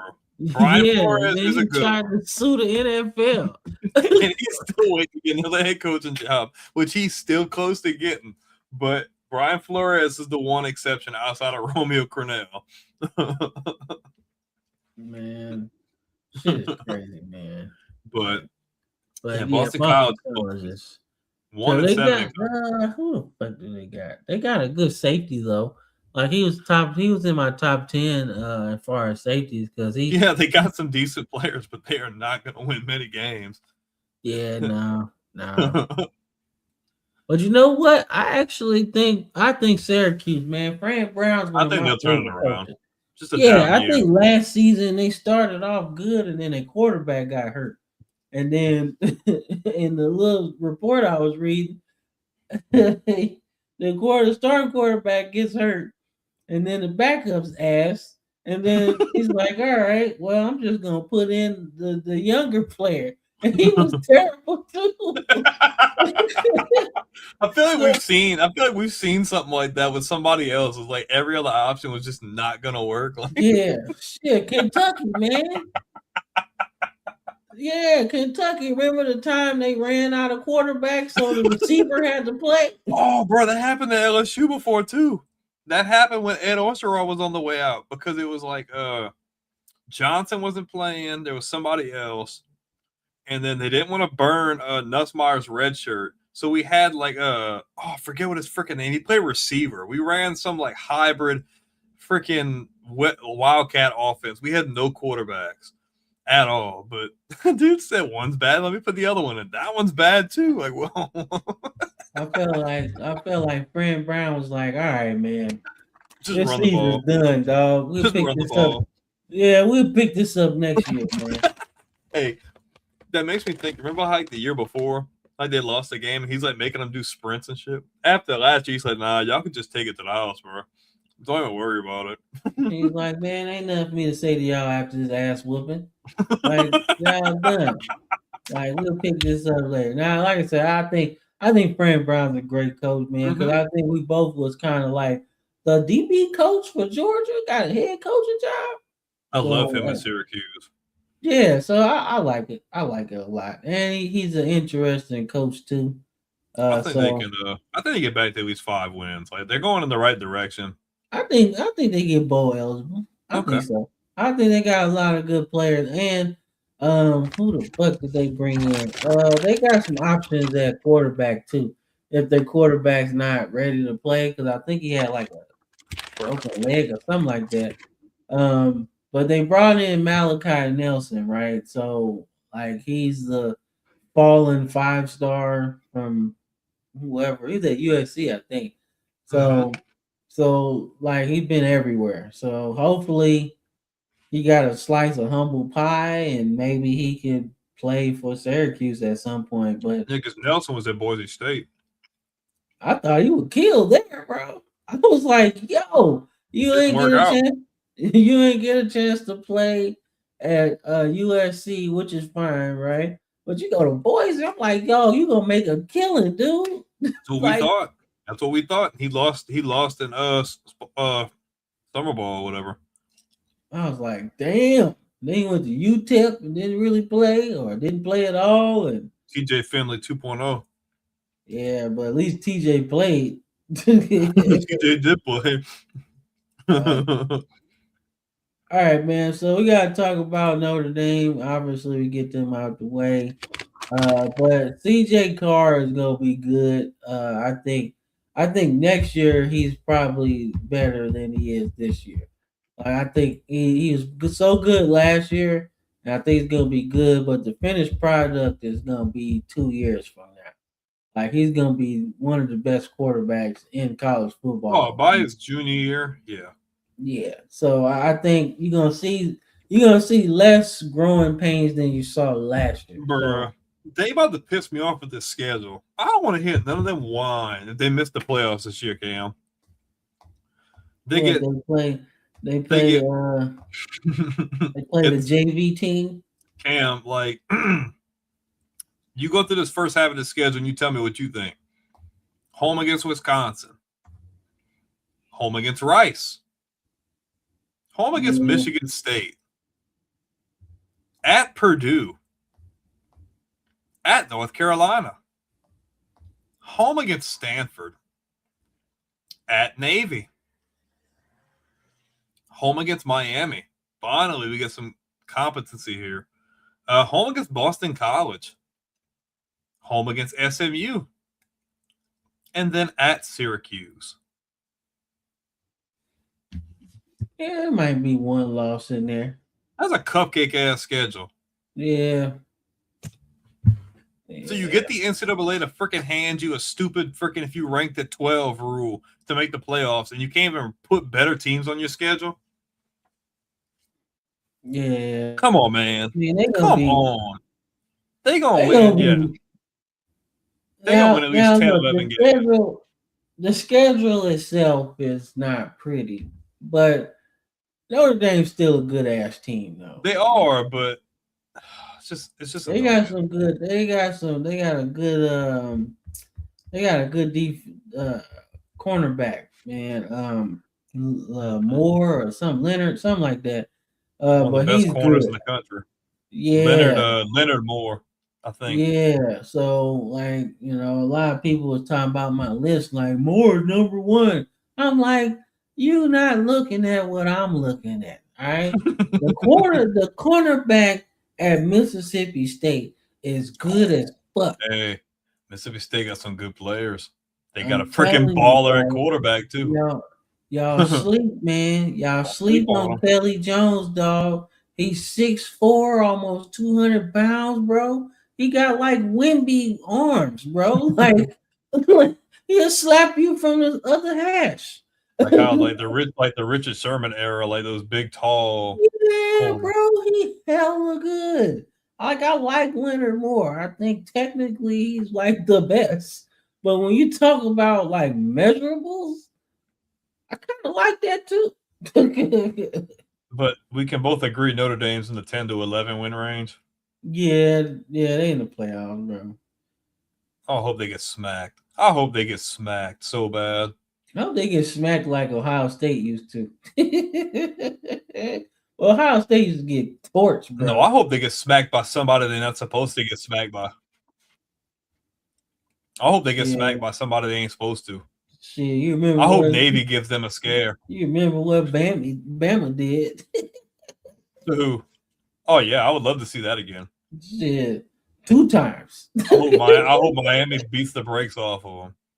I hope Yeah, Miami runs all over them. yeah, we fucked Notre Dame up too many times. That's why the football guys had to stop us, bro. It's like no, no, no, no, no, no. You don't You do that. cannot do that. You don't do that. Y'all getting out of hand. You are cursed. Man, we was You cursed are for like cursed. You are yeah, cursed. You are cursed. like you are cursed on the Danhausen, bro. You are done. Like they cursed us for 2 years, bro. We got the kick six. We was chilling, dog. We was chilling, dog. Think about it. Think about it, man. The 2 years we was cursed by beating Notre Dame like that, right? I bet you're We the only was person that chilling. believes this. We was about to have the most dominant run in college football history, bro. It's about to win 3 championships in a row. Then we do the kick six, and it's like, oh, okay, whatever, right? And then the next season we beaten Ohio State 21-6, and then we just can't stop nobody. Nobody. I'm like, damn, that's crazy, right? And then just when we thought the curse was over, right? Nick Saban woke up one morning and started Cooper Bateman at quarterback.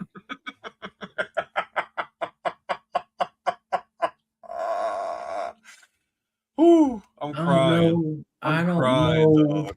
I I am don't know. literally.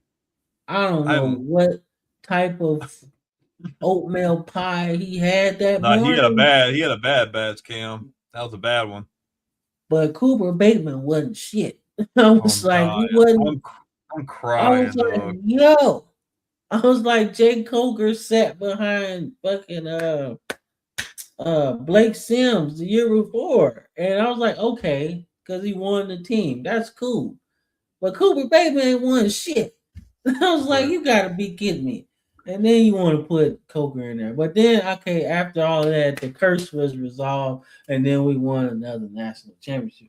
But I tell you, don't be trying to beat up on Notre Dame, man. It's not gonna go well for you. man, I hope Notre Dame beats them boys in the next Tuesday. You wouldn't say that if Like, LSU did it, because then y'all be in the fucking tank.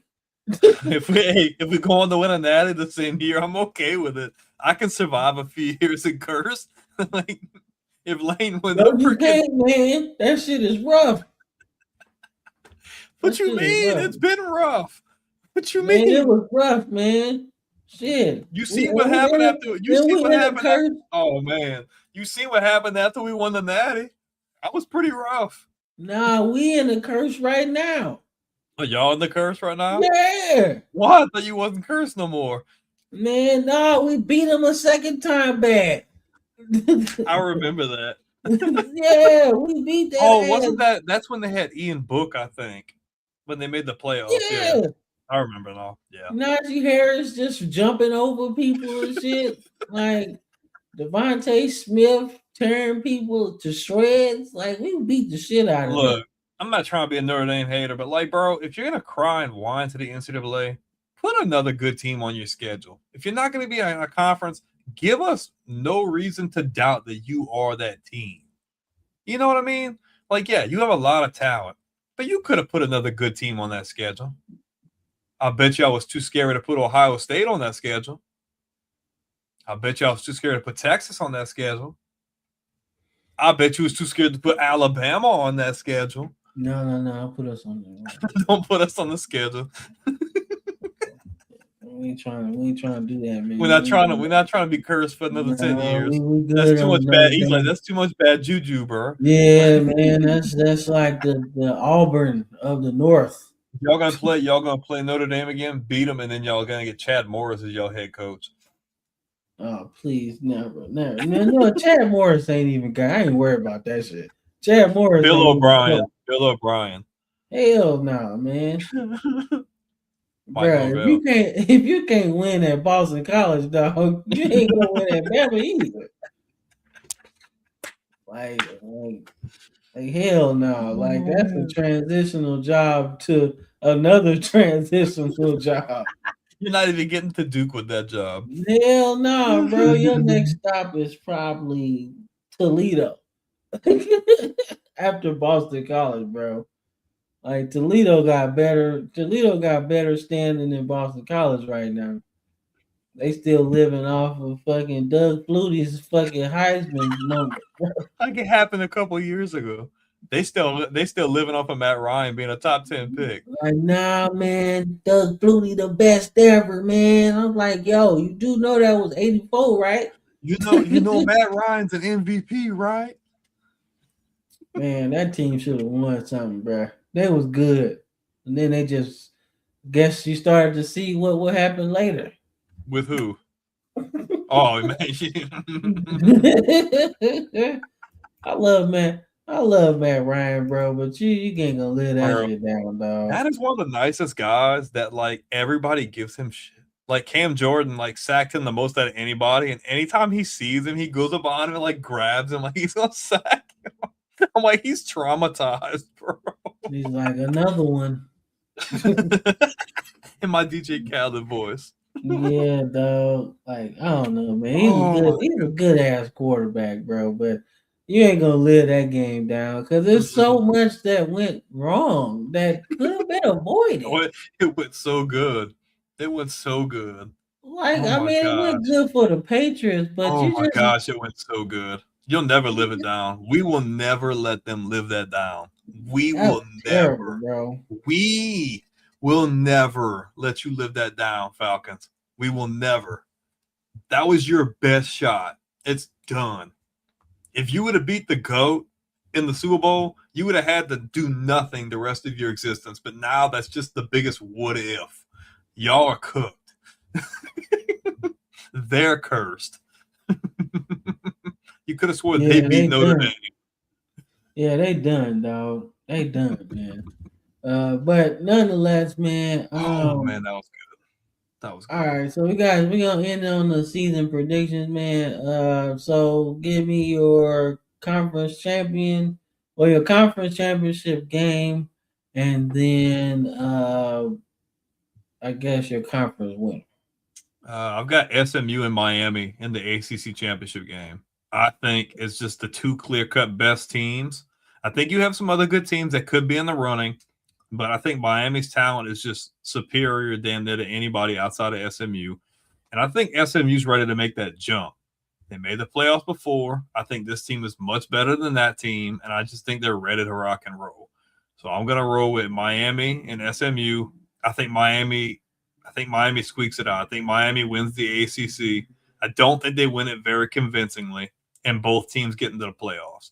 I don't think the ACC is going to get 3 teams in unless the top is just like stupid heavy. Like I've got those two making the playoffs with Miami winning the conference. You know what?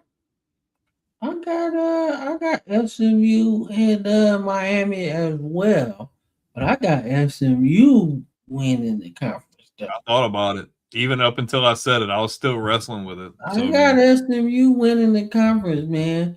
But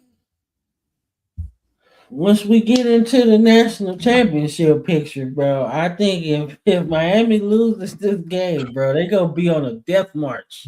well, just like last year, they're gonna be like, "Oh, okay, let me in the playoffs. I'm gonna finish the job this time." Yeah, dog, they lose the ACC title, bro. They gonna be on a death march. Hey, Anybody they play in the playoffs, you can't penalize them for losing the title game. So if you put them in the playoffs, just expect them to want to finish the job they didn't do last year. yeah, they gonna beat up on everybody, bro. I mean, bully Like, them yeah, because they went dog. on a run last year after they Like lost. that's crazy, man. That's crazy. And then, like I said, So but you're pretty much saying if SMU wins the conference, Miami's probably going to win the national championship. yeah. So maybe I don't want that to happen, bro. but nah, it should be fun, man. But yeah, that's what I got though for that, man. And But we're on similar pages, which is kind of yeah, cool because we man. don't. ACC is gonna be fun though. For anybody who's just now watching, we don't rehearse. We don't have a script. We don't discuss the like. We sometimes will go back and forth. Like we talk almost every day, but like in regards to this stuff, like we don't. So it's cool because we don't really know what the other person's gonna say. So when you're like, oh, y'all agreed on this and that, and it's like, no, like we do our own research, on our downtime, but we don't know what the other person's gonna say. So for the most part, yeah, we're usually on the same spectrum, but we don't always have the same results though. Yeah, nah, man. We literally the same fan, just different colors, dog. That's Yeah. it. That's it. I'd be like, hey man, what about such and such? You like, yo, I was just gonna say that.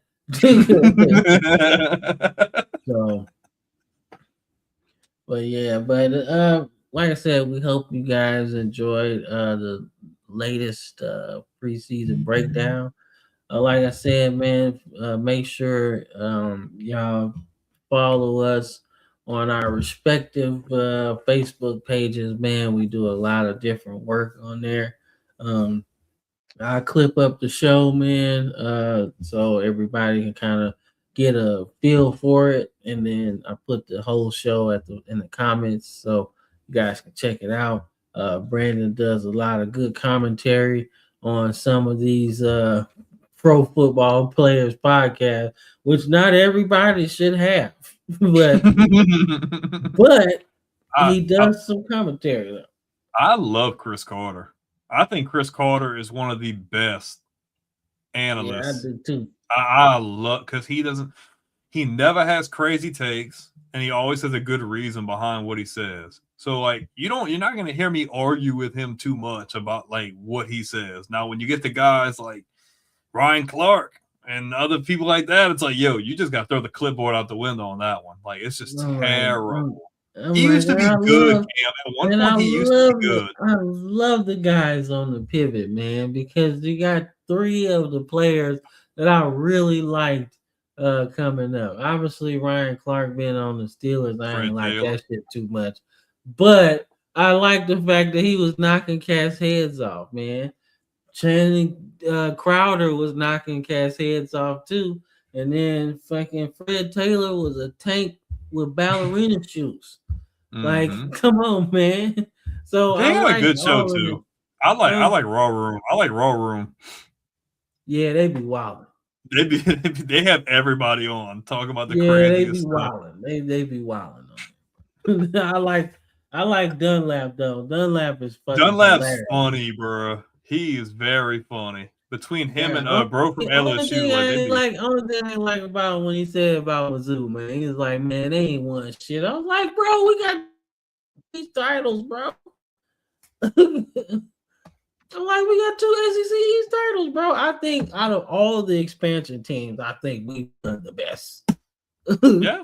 Like, I like him.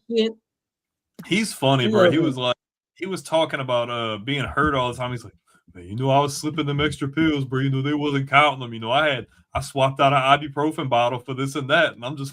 I was like, y'all was out here doing drugs. Oh, another dude, I forgot what team he played for. He said he did that, and bro, he's like, man, I go out there, I'm feeling good. I feel like I'm blocking everybody. He said, man, we came back to watch film on Monday, and I wasn't doing nothing. He said. That boy said he took some heavy duty painkillers, bro. Dude, he's like, the red one. I was like, bro, he swore he was touching everybody, bro. He said they go back to roll the film. He's like, I wouldn't touch nobody, bro. Like, that's crazy, man. The drugs, I want some of them painkillers. It's good to see somebody, like Cam said, like you get a lot of former players and athletes that really don't belong on the platform. And then you get guys like that who just genuinely just have a good time. And an upstart guy, we had Braden Fajoko on like a month ago. He's going to be really good. I like him. I love his perspective. And he's not afraid to speak on things, and he at least knows what he's talking about. He's not just speaking crazy just to get clicks. You know what I mean? I think he'll end up being really good, Yeah, I'm excited about that, man. But all right, man. I gotta pick up my little brother from work, man. So we're gonna get up out of here, man. Don't forget to like and subscribe to our channel, man, and leave comments, man. Check out everything we got to offer, man. It's gonna be fun, and we'll catch y'all next week we'll get our interview going. Peter Limbo, University of Buffalo. Check us out. Yes, sir.